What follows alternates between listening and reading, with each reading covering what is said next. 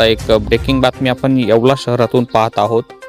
कत्तलीच्या उद्देशानं घेऊन जात असल्याच्या संशयावरून येवल्यातील गोरक्षकांनी एका वाहनातून 8 गोवंशांची सुटका केली आहे।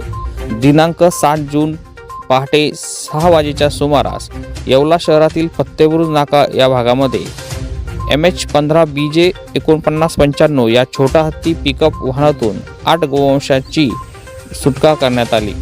कत्तलीच्या उद्देशानं वाहतूक होत असल्याची माहिती येवल्यातील गोरक्षकांना मिळाली होती।